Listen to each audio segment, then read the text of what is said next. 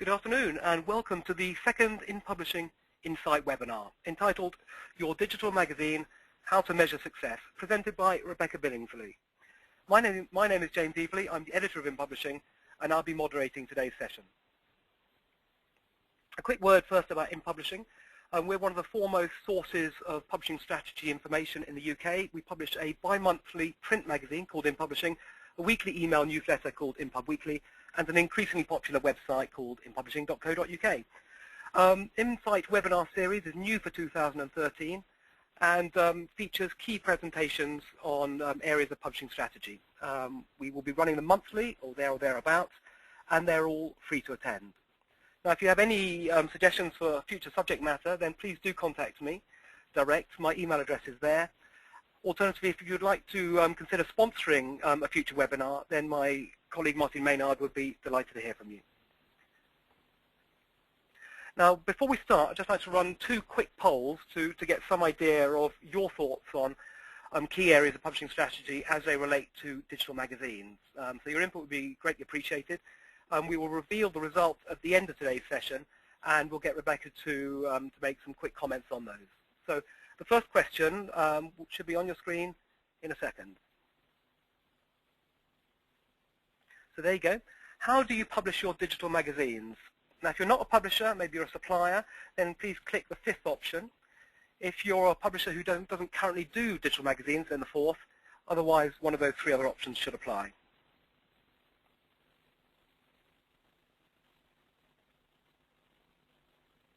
Okay, we'll leave it on screen for about 5 more seconds, and then we'll close that one down.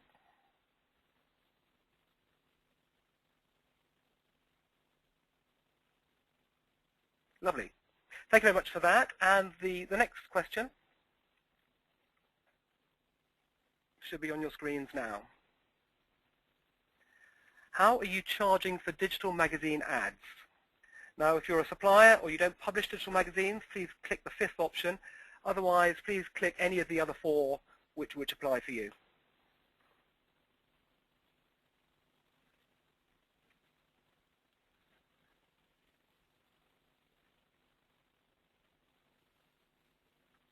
I'll leave that on screen for another 5 seconds. Thank you for taking part.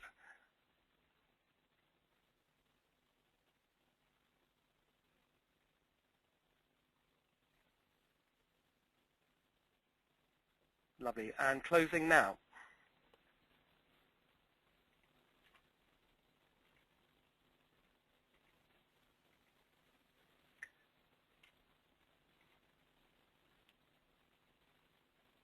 And now just a quick word about the format for today's webinar. Rebecca will be speaking for 25 minutes, and then there'll be a quick 10-minute question and answer at the end. Now, if you have any questions you'd like me to put to Rebecca during the Q&A, then please just type them into the question box on the control panel in front of you at any time during the webinar. And then I'll put as many of them as I can to Rebecca during the Q&A. If we run out of time and we don't get to your question, then Rebecca will be happy to correspond with you directly, and we will leave her contact details on screen at the end. Now, I'm delighted to welcome Rebecca Billingsley to present today. She has a huge amount of experience in the digital world and has worked for a number of Britain's biggest publishing companies, including News International and Bauer Media. Most recently, she was responsible for digital magazine strategy at Immediate Media. Indeed, she wrote an article for us in our September-October 2011 issue on the relaunch of radiotimes.com, which I recommend you read. It's on the Knowledge Bank section of our website. She now runs Big Cat Consultancy, which she founded to help publishers realize their digital potential. Rebecca, over to you. Thanks very much, James. Hi, everyone. Good afternoon. Thanks for spending some time with us today. What I'm hoping to do is to help you look at how we measure success of digital magazines. It's all very well launching them into the market, but one of the questions that I'm often asked is, how do we measure success? What does success look like? What tools do we have? And what do the results tell us? So I'm hoping by the end of the session you'll be clearer on measurement, the tools and services available, the kind of language that we use, and the metrics across all areas of your business. So one of the first things that I do when I'm working with clients on their digital magazine is to ask them to weight their reasons for having a digital magazine. And the key reasons for this is that there are decisions to be made further down the line which will rely on these priorities. It also defines what you measure, which, as we'll see, defines how you measure and what tools and services you'll need. So most benefits companies list are here, by no means exhaustive, but it will generally be a mixture of, several of these kind of reasons, but with varying degrees of importance. So just taking them one at a time, is this, is your digital magazine about reach? Are you trying to protect the downward trend of your print circulation, or are you trying to reach new consumers? Is it about revenue? Is this just another way to get money into the building? We're not actually taking huge risks and investing, but we do want to see what the revenue potential might look like. It could be about international circulation and distribution. For example, it could be growing your brand awareness abroad. It could be about getting your product to a consumer at the same time in the US as they get it in the UK. It could also be about reducing the cost of post-deal, print distribution abroad via post, etc. It could also be about consumer expectation. You may work in an industry where actually your consumers believe that they should be able to access their magazine across multiple platforms, and there may be one price point for that, but it may be about a bundling perspective. It could be that you are, as a company or as a brand, just need more interactive products. You may be actively striving to create things that sell more, create more e-commerce opportunities, sell more things, provide more interactivity for your consumers. Or it could be about appeasing your advertisers. Your advertisers could be investing in new interactive platforms, or their needs may be more sophisticated. You may be in a sector where they need interactivity. So, for example, the automotive industry, generally they like videos in their ads and so on. It could be about data. If you've got a sophisticated data strategy, then you may benefit much more from digital subscriptions and purchases than you do via your print house. But also in data, it could be about analysing how your users are actively consuming your product. How are they reading the magazine? How are they interacting with the content?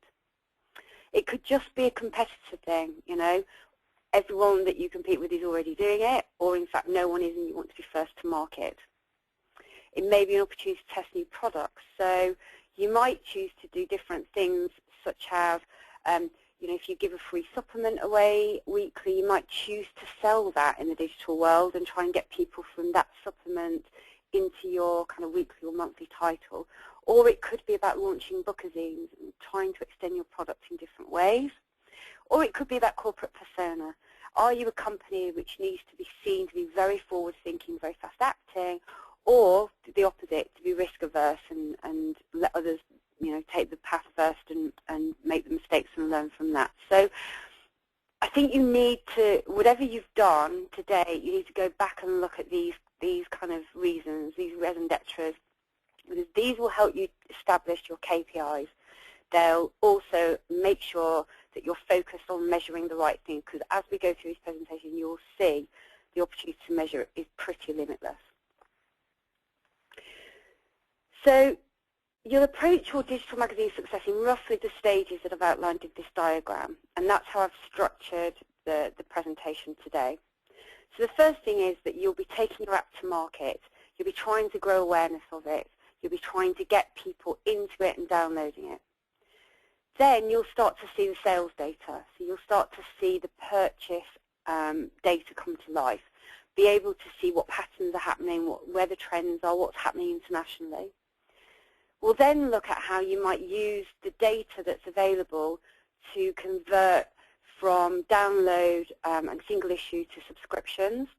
And in the final part of the presentation today, we'll look at what is happening with advertisers and how you might use measurement and metrics to create compelling case studies to bring your advertisers on your digital journey with you. So let's start with taking your magazine app to market. The first stage in driving awareness to your magazine app is to identify the routes to pushing consumers to the App Store to find it and download it. Now, I'm sorry if I'm teaching anyone to suck eggs, but what we do is we call this ex-app to in-app marketing. That is, you're driving users from outside the app with the sole purpose of getting them to download it. And once they've downloaded the app, you'll have a range of other tools at your disposal, and we'll look at those in the description, in the subscription section. Sorry. So this is an overview of the key ex-app marketing tools at your disposal. Again, it's not exhaustive. So you could use subscription pages within your magazine. You'll have websites. You can target things on your website. So when someone lands on your website from a tablet, you can show them a pop-up specifically aimed at those advertisers minimum wastage. You'll have email lists. You'll have newsletters. You've got your subscription files. You've got splash pages, which again they could be targeted, or just as people go through the website into appropriate areas, you could show them.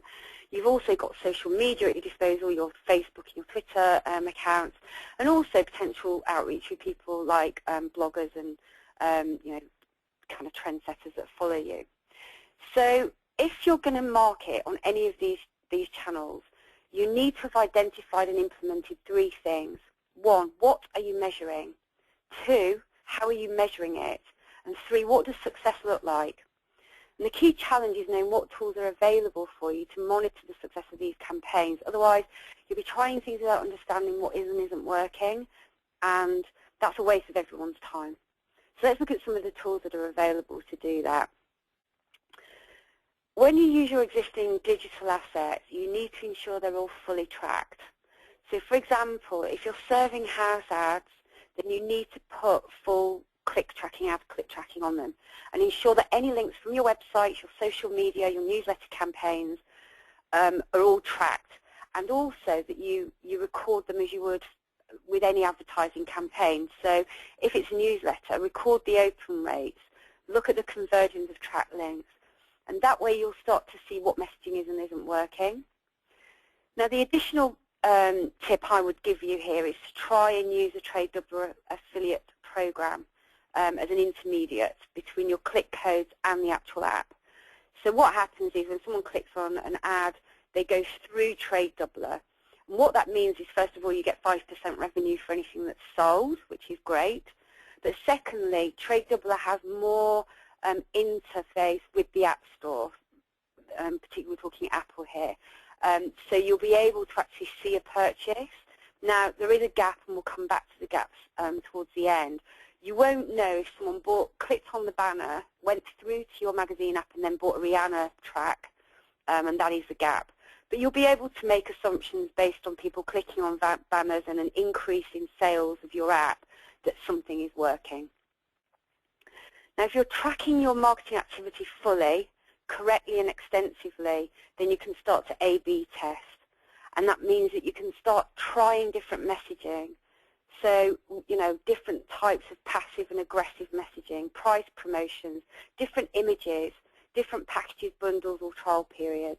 Once you've got all that in place and you start testing things, you can really start to see which levers are going to be driving the uptake of your app.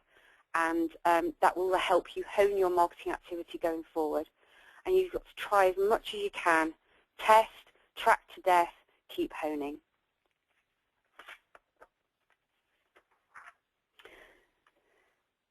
So you've got your customer into the store. They've downloaded the app. And what we're going to do now is look at the data that you're provided, in this case from the Apple Store, and how you can use it to understand what's happening with your product as it sells. So this is a range of data you generally get from app figures. So the number of times the app's been downloaded, that's just the shell. The number of updates that the shell has had, so if you're doing new releases and so on. The number of single issues sold, the number of different subscription packages sold, the revenue that you're making by product, the number of refunds that people are asking for, what the free trial levels are looking like, what the opt-in data numbers are looking like, and all of these are available by time period and by country. This gives us a massive wealth of information to cut the data in ways that match our KPIs. So going back to what we talked about at the beginning, what is the reason that you have a digital magazine, and using the data to see if we're ticking against those reasons. So aside from the obvious revenue and sales statistics, which show growth in reach, revenue and circulation, other reports will allow you to show, for example, how your subscriber base is growing accumulatively. Now, quick note from me is that the way that the App Store will pay you is they'll give you 12 months of your subscription revenue up front.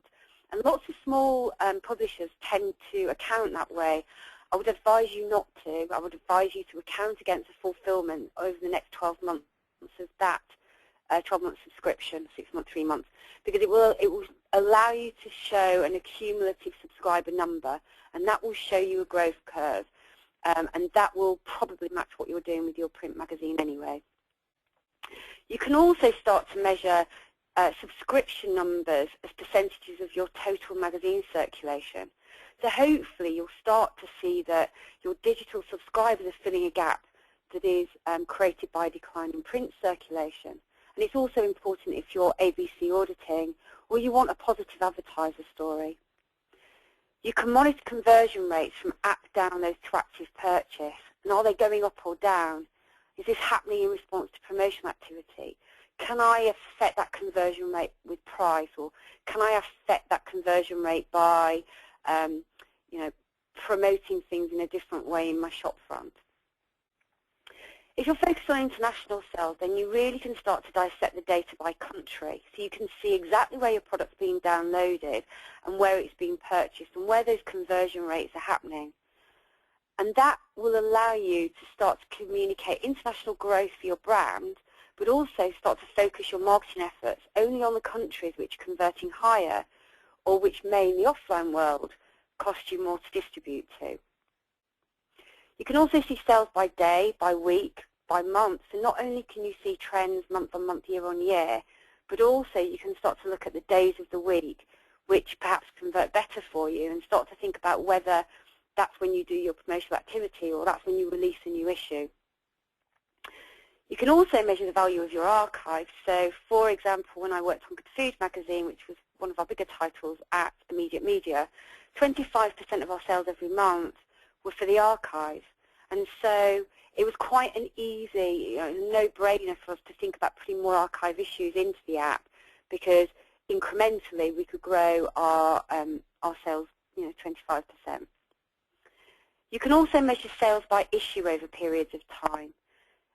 So we could see which issues were most valuable to us with our brands, and again, it allowed us to make decisions. So I've used this example several times. If you've heard me speak before, I do apologise up front, but we saw that the healthy eating issue of Good Food, which was a February issue, just sold and sold and sold. It was so consistent over the year, and it allowed us to come to conclusions. One, the Good Food consumers were really into healthy eating, and that meant we could do more brand bookazines or apps about healthy eating. We knew that they would do really well. But also, it showed us that if we labelled an issue, healthy eating or barbecue issue, al fresco issue, Christmas issue, Easter issue, baking issue, they sold more. And so we labelled every issue so the consumer could see straight away what the theme of it would be. And then my final point on this is, if you run any marketing or pricing promotional activity, as we've just discussed in the previous section, you can see any uplift almost immediately. So what it allows you to do is start to create success stories tied into those initial KPIs we talked about. So some recent ones that I've just read in the news, with GQ has said in the recent ABCs, 9% of all their issue sales now are digital. Future, said that 1/3 of all digital editions sold in the latest ABC were Future titles. We know BBC Good Food magazine is the second biggest female digital title in the UK, which backs way above where it sits in the kind of print world. And what that could say to our advertising team is go out and start selling cosmetics. I mean, I know it's kind of out there, but it gives you the opportunity to do things slightly differently. I was able to feed back to the management team at Immediate that our mobile monthly revenues had grown 300% between March and August last year. We knew that our data opt-in levels for free trials, when we ran them, were 70%. that allowed us to start evaluating if we give a free month, do we get that back in terms of the value of the data? And we already mentioned the archive issue sales, but it allows you to start to see things that and patterns and trends you perhaps hadn't been expecting. I think one of the largest opportunities for growth with anyone in this business is focusing efforts on a meaningful subscription strategy. And I think this is one of the toughest areas, as we'll discuss here, because the platform providers, they're not subscription experts in the way that we are in the publishing industry, so there's a lot of crucial tools missing. So we'll look at what we can and can't do, and then we'll try and work out how we fill those gaps. So we can measure the outcome of the subscription strategies in the sales numbers we've just looked at, but what you want to do is measure the performance of the strategies that you're implementing. The basic pattern generally looks like this. Large numbers of people at the bottom of the pyramid download the app, and what we need to get them to do is to subscribe. So we looked at the X-app opportunities and how you might measure them. What happens once someone downloads the app in that bottom bit is we get a whole host of new tools and services which allow us to try and drive people up that pyramid. So you need to identify every tool and method at your disposal and try and drive people up this chain, identify the gaps and how we're going to fill them, and also what do the KPIs look like and how are we going to measure them. So the tools that you'll get when people download your app look like this. So you're able to offer free time trials to users and have them roll over at the end. So they basically pay you, they get a free month or what have you, and then if they forget to cancel it, it's a model that we've used lots and effectively in the publishing industry. It's very effective. Amazon, we see huge conversions on these, and it's definitely worth playing with. Where it's fundamental with Google and Amazon, Apple let you make a decision. My suggestion is if you haven't tested this, I would do so. And you can test different time trial periods and see which one gives you the biggest uplift in terms of versus what you're giving away for free. The free samples, I think most magazines are set up like this now. You download the app, it's free, and then in there's a free sample product. There's lots of benefits to having that. But what you need to do is make sure that your sample product has got analytics on it so you can see how people are consuming the sample, and then within that, driving subscription messaging. Test different content in the sample. Look at changing the size of the sample. Do 4 pages convert better to 8, or is it 22? Do you give more, and does that convert better, or do you actually reduce what you're giving for free and see a high conversion rate? And if you put links and analytics and event tracking in your sample, you could test those different things, and you can start to create free samples that are meaningful, that drive high conversion. You've got opt-in data. Apple allow you to incentivize subscribers to opt-in. We saw in some of our titles 70% take-up on that. Obviously what that means is they become your consumer at the end of the subscription period, and you can directly market to them. You can also price promote. You need to consider ABC auditing on this, and also VAT implications. And what you will only see here is an uplift in terms of the added sales. You won't know much more than that. You've got the shop front. So at the moment, Apple will give you a basic shop front, which is where people go in and they subscribe to your product. But if you build your own version, or you're working with some of the more sophisticated platform providers, then those shop fronts are more sophisticated, and you can implement better tracking in those. You can promote subscriptions much harder than single issues, for example. And then you've got things like push notifications. So if your platform provider doesn't have anything like this, then you need to be looking at companies like Urban Airship. And this is where you can push price promotion, or the fact there's a new issue, or the fact that there's something relevant in this issue to something that may have happened in the news this week. And you can test messaging. You can measure open rates, click rates. And again, you can just hone and test and A/B test to make sure you're doing the right thing. There are a few gaps. The fact is that the Apple Store, for example, won't tell you whether people have purchased via iPhone or iPad, which is a problem, because if you're trying to develop the right product and 7% of your product is iPhone versus iPad, that may change the way that you design things. Because we're not owners of the data, we can't segment it, This is probably my biggest frustration. Even being able to do this anonymously would be really useful. So if you could just segment your data to say, just show me everyone who's bought 2 or more single issues so that I can push a 3-month subscription promotion. I reckon when we were at Immediate, we did a bit of analysis, and we thought we could grow, if we had this tool, our subscriptions by about 400% across the portfolio. Also, you don't know whether people are new or renewing. They'll all just show as new. Very difficult, therefore, to look at churn rate and cost per acquisition. And then the big one I've already mentioned is you can't fully track from ex-app to in-app at the moment. So when someone clicks on a banner on your website right through to purchasing February's issue of your magazine, there are some solutions that claim to be able to do that. If anyone knows anyone or is using them successfully, I'd be interested in hearing from you. And then the final section, meaningful advertiser data. How can you use analytics and data to bring your advertisers with you? So it's crucial that you put content analytics on your magazines, so Flurry, Omniture, Google Analytics, because not only will it allow you to see how people are consuming your product, it means that you can share engagement and reach with your advertisers. So you'll be able to give any of the following things. Now, I often talk about engagement rates because I think it's really important, and that's what we'll look at on the next slide, because not only can you say how many people saw their ad, how many times they saw it, but one of the things is engagement, which is key for advertising. Now, I've created a primary and secondary engagement scheme because you may in the ad click through to a client's website, enter a competition, redeem a voucher, go and join their Facebook page, but also they may watch a video or read a recipe or click on hotspots or browse through galleries.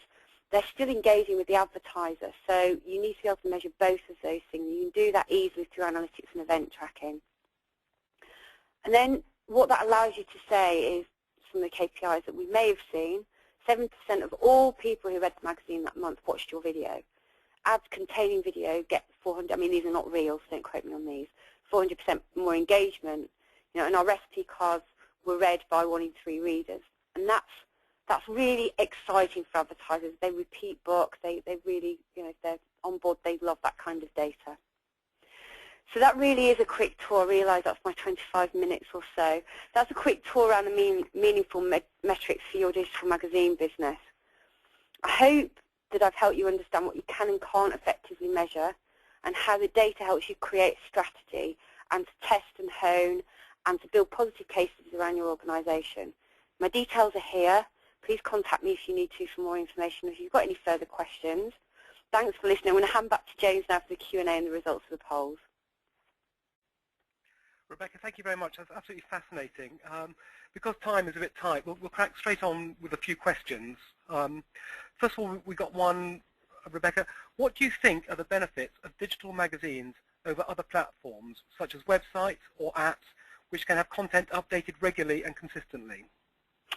So my biggest thing for that is editorial curation. I'm a big web fan. That's where I've spent most of my career. I think websites are great, but I genuinely believe that people like a beginning and an end. They want to know everything they need to know that month, and websites don't provide that. I go in and I get lost, and I come out. Generally, I can search and find something specific, but in terms of telling me and curating for me across the period of the week or the month, from an expert editorial kind of perspective, I think that's why I think that digital magazines are really, really important. Okay, lovely. And another one, should we not be looking at getting specific tracking software into apps to help better track activity through to conversion? This might be at the expense of affiliate revenue, but the insight would arguably be more valuable. I agree. I mean, I think if that technology is out there and it's cost effective and it's doing exactly what we need it to do, to me that's the big gap. And I think if anyone's got that, I'd be really interested in hearing from you. I'm still struggling to find a proper beginning to end experience that allows that tracking to take place. It's fundamental. I think it's one of the biggest holes in our marketing activity. Okay. Do you have any challenges with matching Apple App Store sales to specific magazine issues, as this isn't always apparent in the data? I think there are a couple of discrepancies. The first one will be between what you're actually paid from Apple and what is reported in app figures, because their financial fiscal system is different. It's out by a few days. You've got things like refunds that don't necessarily show up within the same time periods. We did a massive piece of work just before I left the media, actually, because we were really concerned about this, and we found it to be accurate across all the thousands and thousands of pounds worth of revenue over the period of 18 months. We found it to be 1%, within 1% accurate. Okay. And another one, we run a magazine in the bus and coach industry. If we run a digital magazine for a tablet, could we do something to allow a subscriber to click on an advert and take them through to that client's details? Yes. Yeah. So yeah, absolutely. So all it depends what you're building it on, but yeah, you basically put a URL behind every single platform that I know of, which even from the most basic PDF replica platforms will allow you to put a URL into an ad where when someone clicks on it, if they are online, obviously, they can link through to the client's website or bring something up if you build it that way, yeah. Okay, lovely. What digital magazine platforms are best for analytics, in your opinion? I'm the biggest fan, really, of Google Analytics. But that's purely familiarity for me, I've got to be honest. I've been using Google Analytics since since it was invented. You know, I know that people are saying there are discrepancies behind the data because it's not built for that, but I haven't found anything to be wholly reliable for digital magazine measurement or mobile measurement yet. But my personal favourite would be Google Analytics. It just seems a bit more sophisticated with the event tracking. Saying that, I just looked at the Flurry stuff, and they've created really good marketing campaign tracking now. So within Flurry, you can specifically enter marketing campaign data, and it collects that rather than event tracking. It does it as campaign data, which is relatively new and looks quite interesting. But Google Analytics, because it's free and it's familiar to most people, I would say. Okay. And how should controlled circulation magazines be managed via Apple Newsstand? Oh, that's a really interesting one. I'm working for a US client at the moment. I think it depends which market you're in. You know, I think, yeah, it's a really interesting one. What I think you need to be doing is working with your fulfillment house and getting them to build you an API that makes people give you data in order to get the magazine for free. Drive them to Apple to fulfill that, but take the same data that you would within the controlled circulation piece, because it's not going to count in your controlled circulation piece if you don't. So I think that's what I'm doing with a US client at the moment, is building that with their fulfillment house, using Apple to fulfill, but actually sending them to the fulfillment house to register for a code, which Apple are not going to like. But Okay. And another one for you, Rebecca. Until the reader device cost comes down to below the £100 mark and mags don't cost £3 upwards, how much of the current interest do you think can be put down to novelty factor? How long until we start seeing downloads in the hundreds of thousands? Well, I mean, I wish if I knew that, you know, I suppose my only point is that, you know, we are seeing devices coming into under £100. I think it's going to be a very big year for Kindle Fire and for Nexus. Don't forget, lots of people are consuming magazines on their phones. So 70% of Cosmo's circulation, I believe, is iPhone. You know, and Android phones are, you know, mass. So I think it's going to be a big year for Android. In terms of is it novelty factor, no, I don't think so. I think people are enjoying reading magazines on their tablet.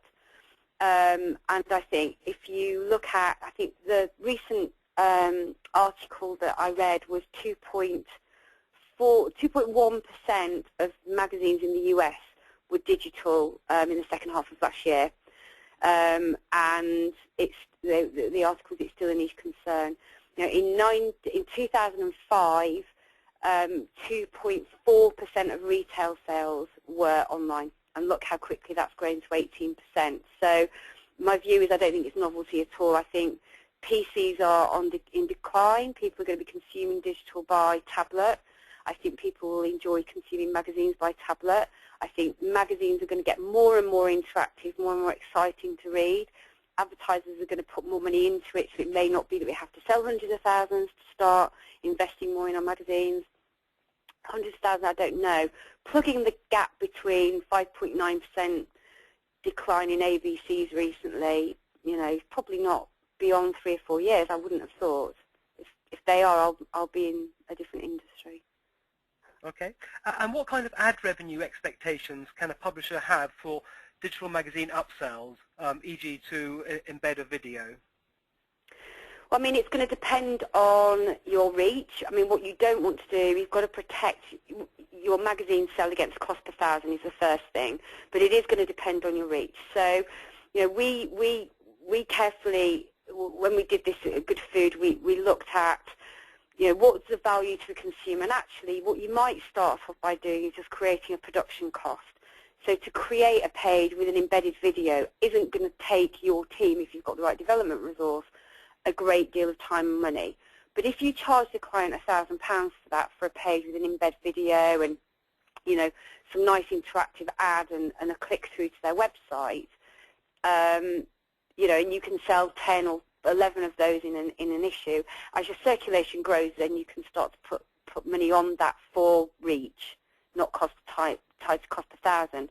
But if you're just testing it, I'd think about taking some of your key advertisers and offering it as a case study and just charging them production costs at the beginning to get some money in against it, and make sure it's as good as it can be, and then look at what the metrics tell you, and then start to set your rate cards from there. Okay. And what kind of uplift in downloads and sales do you get with Apple Newsstand promotions, and how do you go about getting it? So you need to make contact with them and send them, the products that you're working on. I can guarantee they really are only going to promote big titles or really interactive titles that show off the tablet to its best capability. That's their general view on things. Or it's really, really appropriate to their audience. It's all editorially done, so you can't buy that space. In terms of uplift, we see significant uplift when we get editorially promoted in that space. We will see 25–30% uplift. Okay. A big issue overall seems to be making digital magazines pay. How can analytics help improve profitability and help find new revenue? So I guess it's about the engagement side of things. It's going to be about whether the analytics, the first point is the analytics are going to help you drive a strategy which is meaningful and, hone your product in a way that's meaningful. So if you're launched on the store and you're selling loads of stuff in the US, then it may be worth, because people in the US don't have access to a title like yours, over there, then it's going to be worth looking at maybe doing some contra deals with similar audience demographic titles to drive awareness of your title in the US. If it's that, your conversion rates in Australia are particularly high, we know from a book perspective, book marketing perspective, people in Australia are prepared to pay more money.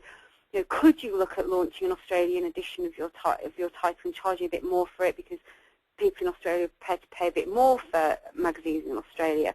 So the fundamental point of having analytics is that it allows you to see the trends and react to those in a way that we've discussed in this presentation, a couple of ways, providing titles to your magazine issues, or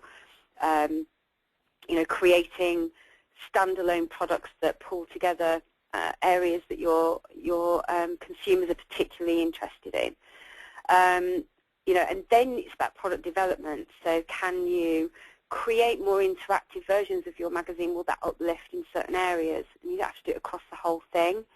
And also using potentially the affiliate tracking to get 5% of your revenue back from all the traffic you're driving to Apple. So there's lots of ways that I think you can do it to drive revenue. The first and foremost is it just helps you set your strategy and keep reviewing it. Okay, brilliant. Rebecca, I think we've got time for one more. It has to be a quick one. We've just launched our magazine app via Google Shop, and anyone Yeah. wanting to subscribe can click the subscribe button within the app and are taken to our actual digital subs page, so i.e. away from Google. Do you see this as being a problem? I think the fact they've passed it, that's a good point. I mean, it depends who you're contracting with. If you contracted with Google Play specifically, then there will be a clause in there entitling you to do that or not. If you're doing this via a platform provider, you need to check their contract with Google. So there'll be a clause somewhere that tells you whether you can or can't do that. Some contracts allow it, some don't, and I'm sorry I can't be more specific than that. All right, no worries. Rebecca, I think that's all we've got time for on the Q&A. I know we haven't got around to all the questions, so I'm sorry if we didn't get to yours. Rebecca's email address is there, so please do contact her directly after the webinar, and she can hopefully help you out there. But we'll have a quick look at the poll results now, which we ran earlier, and we'll get Rebecca's thoughts on that. So the results for the first question we asked should be on your screen now. Okay. Okay, so the majority of people clearly PDF replicas, which is not surprising for me. Higher than I expected fully interactive, which is fantastic, and higher than I expected both. So that's good news. I would imagine if we'd done this poll a year ago, that would have shown significant growth. That's great. Okay, excellent. And the results to the second question about the advertising should be on screen there in a second. Right. Okay. So yeah, so that's quite interesting. The majority were not charging. You know, this is going to have to change at some point. I think it goes without saying that your reach may be small, but you've got to think this is your emerging medium, and you're giving it away. And at some point, it's going to be very difficult on a tipping point scale to say to your advertisers, we're going to start charging you for it now. I think the charge for upsell opportunities is smaller than I would have expected. Because one of the things that I often struggle with is that with this one actually, the upsell opportunities is some links link and some links don't. And from a consumer perspective, I think that's a horrendous experience. So I'm a bit torn on that because I do think you do need to charge for upsell, but at the same time, if a consumer clicks on a link and it doesn't work, they may not click on another link anywhere through your magazine, which would be a shame. But the we're not charging 35% is depressingly high, but not surprisingly high. Okay. Rebecca, thank you very much for that. That was a fascinating session. That brings us to the end of today's webinar. Just a quick word about the July-August 2013 issue of In Publishing magazine. Rebecca will be writing an article touching on some of the themes which she's talked about today. If you're not already on the mailing list for the magazine, you can register via our website, and the web address is there. A recording of today's webinar will be available on our website shortly. All the slides you see there will be on that recording, because I know a couple of people have asked about availability of that. So the recording should be live later today or sometime tomorrow. And that just leaves me to thank you very much for listening. From myself, James Evely, and from Rebecca Billingsley, thanks for listening, and good afternoon.